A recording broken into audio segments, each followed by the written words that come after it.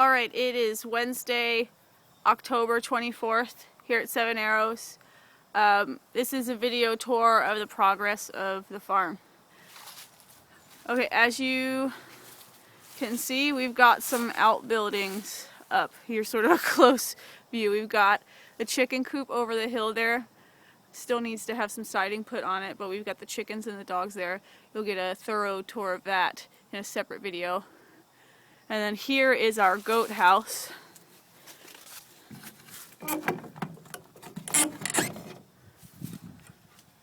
Our milking stand. Keyhole feeders, which are really great because it helps to minimize hay waste, because goats tend to drop a lot of hay on the ground. They pick through it, and anything that falls on the ground tends to go to waste, which can be very expensive. So this is a trough with keyhole feeders. The shape of the feeder makes it so that the goats have to lift their head up in order to pull away from it, and they usually will drop the hay into the trough before exiting the feeder. It's very handy. So Ryan was responsible for building that. It's totally awesome. Here's Licorice. Just hanging out. They've been staying up kind of late. We've had raccoons and stuff hanging around, so they've been on guard.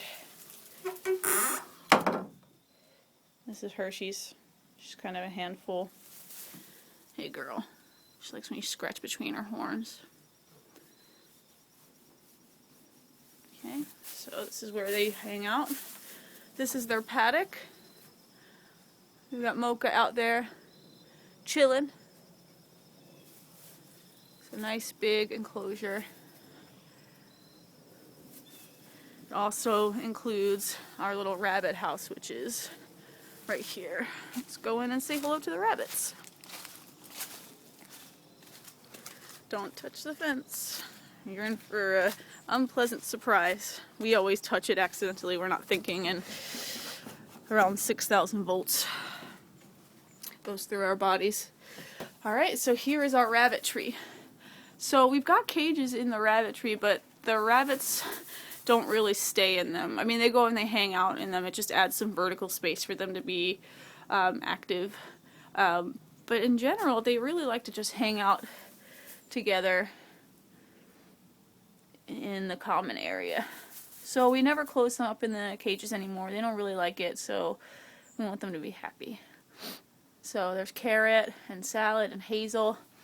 Here's Jana, and she's eating from the communal feeder. They eat and drink communally now, which, you know, I'm not gonna lie, if there's disease present in a flock of rabbits or in a herd of rabbits or whatever the plurality of a rabbit or group of rabbits is, they can spread that really easily. So you really have to make sure that you're doing regular health checks with your rabbits in this sort of way. So you know, if you've got a problem with one rabbit, you're probably going to have it with a lot of the rabbits. So most, if not all of them. So you just really have to be on top of disease and pest management.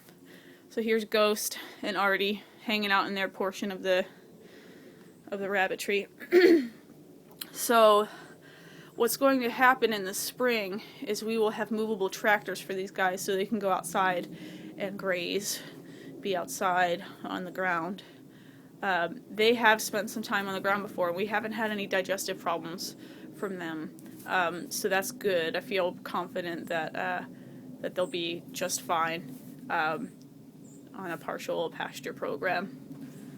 This is also where we're keeping all of our hay and straw and our feed. So when this back door is open, the goats tend to come in and get nosy and snack on the bales of hay. Always keep some extra water on hand for them. We have a nice little view.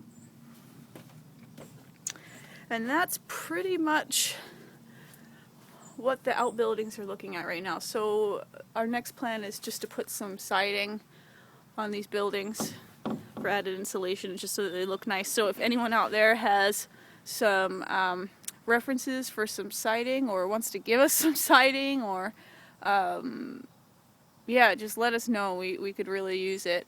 We're looking at cedar planks, things like that, things of that nature, hardwood skins anything. So just let us know. meganpasca@gmail.com or megan@brooklynhomesteader.com. Thanks for watching.